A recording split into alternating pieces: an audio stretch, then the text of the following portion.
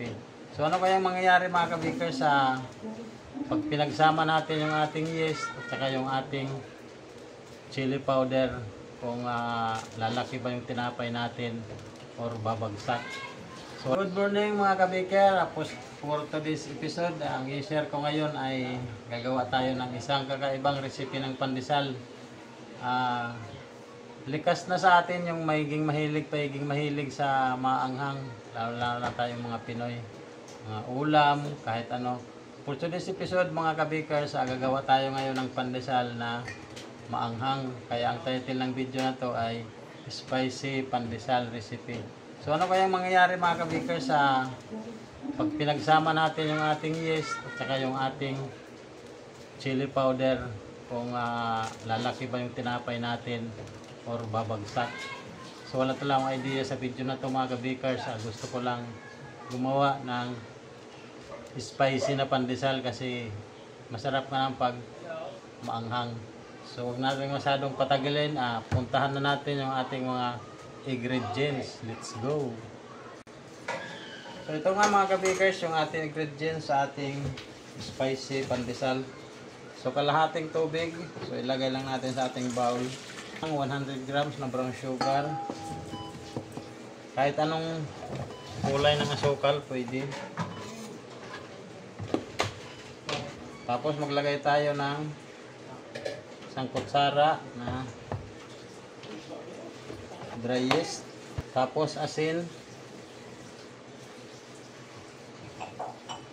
Yan, 1/8 tablespoon. Lagay lang natin. Isang itlog.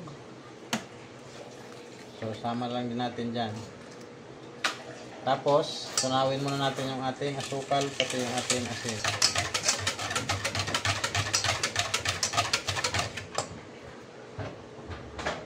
Maglalagay din ako ng paminta, yung powder, yung tag 5 piso lang to, ubusin lang natin.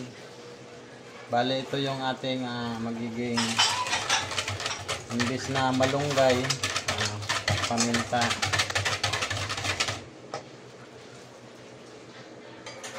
Maglagay din tayo ng 2 kutsarang mantika.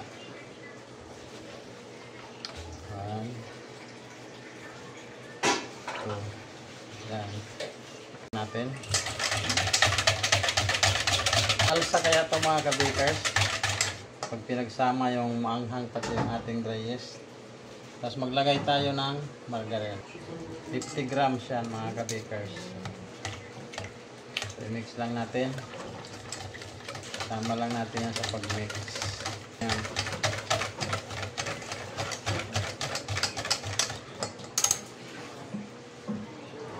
Maglagay na tayo ng ating chili powder. 1/8 tablespoon.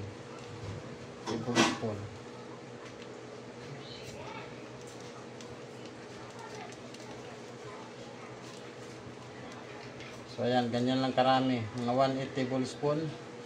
So nasa inyo na kung anong gusto nyo anghang. Yan. At i-mix lang natin. So titikman natin kung maanghang na.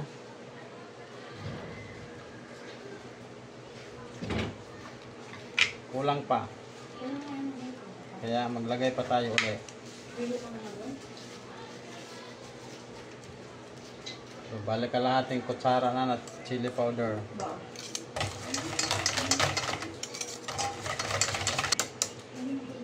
Oops. Ito yung harina natin na gamitin. 500 grams o kalahating kilo. So, ilalagay lang natin dito.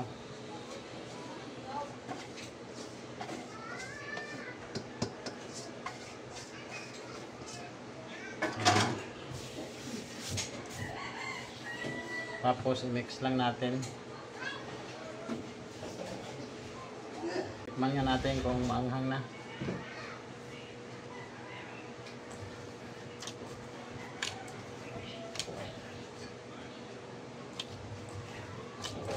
Tama lang yung kanyang anghang mga kabikers.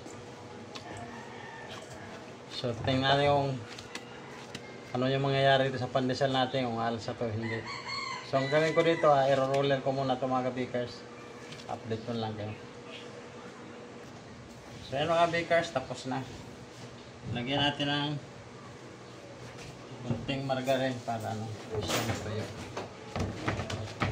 Ibabaw. Yung kabila lang yung may gloves, pero tatanggalin ko din tong gloves mga kabakers kasi sigurahin natin yan. Tatabi lang natin yan. Saglit, tapos dito lang tayo, maglalagay tayo dito ng ating breadcrumbs.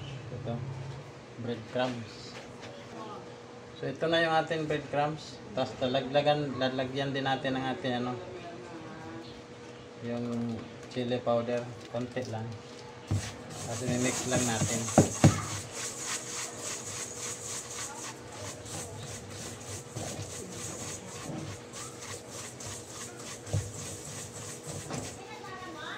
So okay na yan.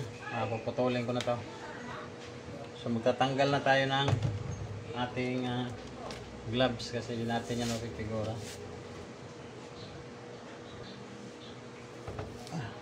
Putulin ko na ito mga kabakers.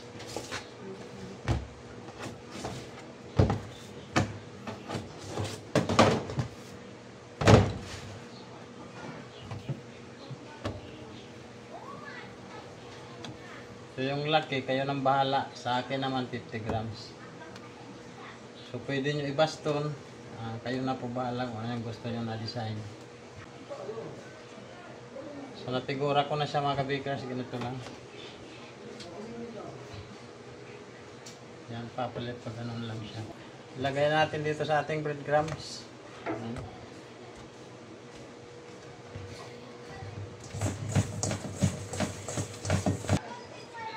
Kapit masyado. Okay na yan.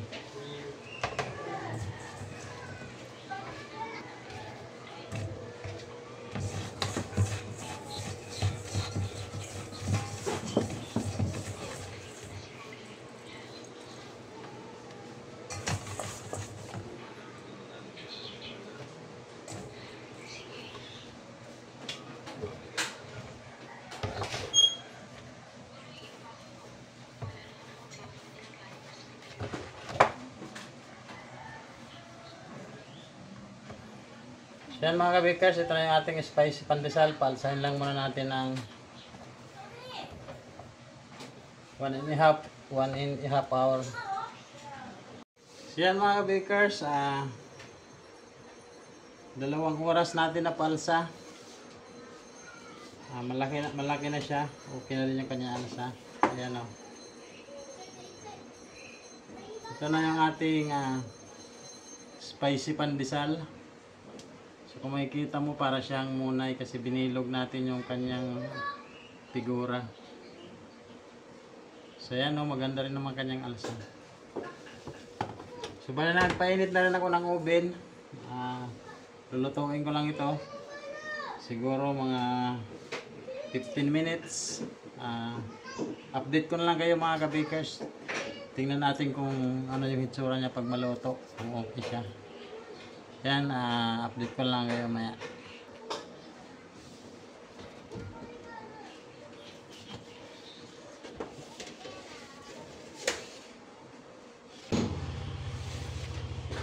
Yan siya mga kabakers, ang ating pandesal.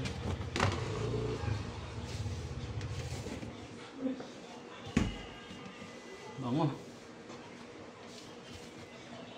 Yung ibabaw ang amoy ng ano mga kabakers, ang amoy ng ating black pepper na ano, powder. Yan siya mga kabakers. So yan ating pandesal. So maganda rin ang kanyang alsa. Ano, kahit may ano siya. Maanghang to mga kabakers kasi yung ibabaw nito yung breadcrumbs natin, nilagyan pa natin ng chili powder. Pati yung masa nito nilagyan din natin kaya medyo maanghang tong pandesal na to. So yan mga bakers, mainit pa kasi palalamigin natin. Share ko din sa inyo kung ano yung palaman na bagay dito. Mamaya mga kabakers, pag merienda time kasi time check is alauna pa. Kaya pag nalamig na to, kita ko sa inyo ano yung magandang palaman para dito, yung bagay para dito. So So yan, sana magustuhan nyo itong video natin sa ating bago na recipe. Napaka ganda niya mga kabikers. Oh. Saka siyempre napakalambot nito. Yan, abangan nyo na lang mamaya mga kabikers. I-share ko sa inyo kung anong magandang palaman para dito. So yan, luto na yung ating spicy pandesal. Ganyan yung kanyang naging outcome mga kabikers. Oh. Yan.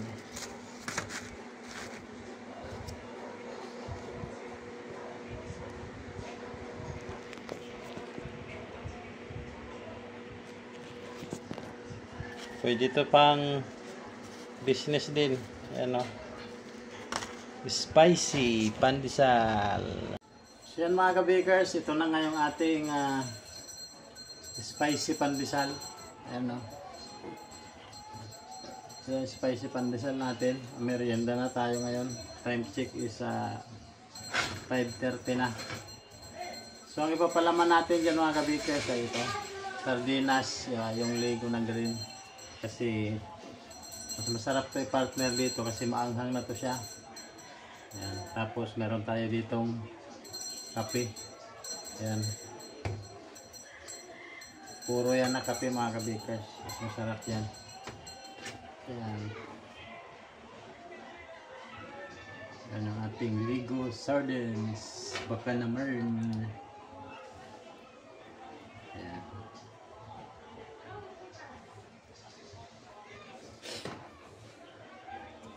Tapos papalaman natin dito. Ayan o.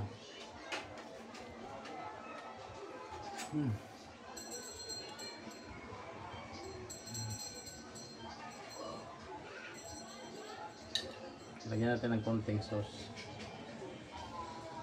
Kasi maanghang na to siya.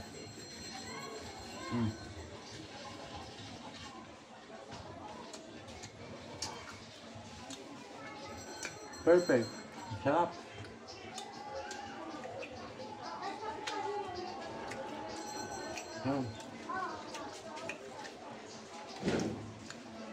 Pwede naman siya daw sa ibang palaman, kaso ito yung naisip ko na maganda yung palaman kasi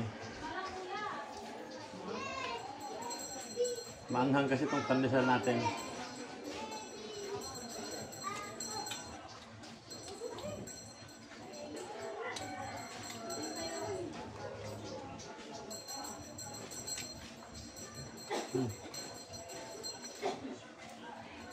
Baba natin. Okay pa. Yan.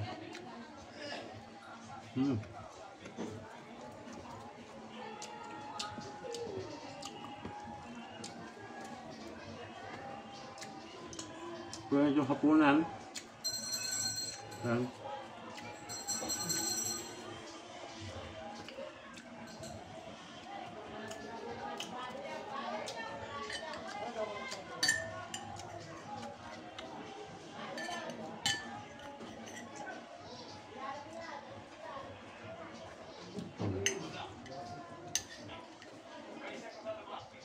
Ang dalawa. Pwede rin siya yung itlog.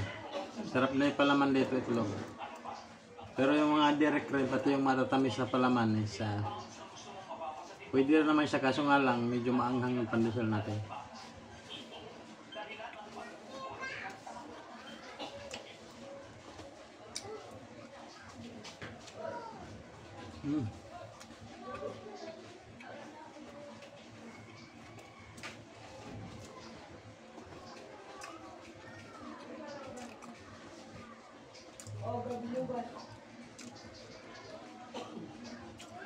Kape. Puro. Perfect.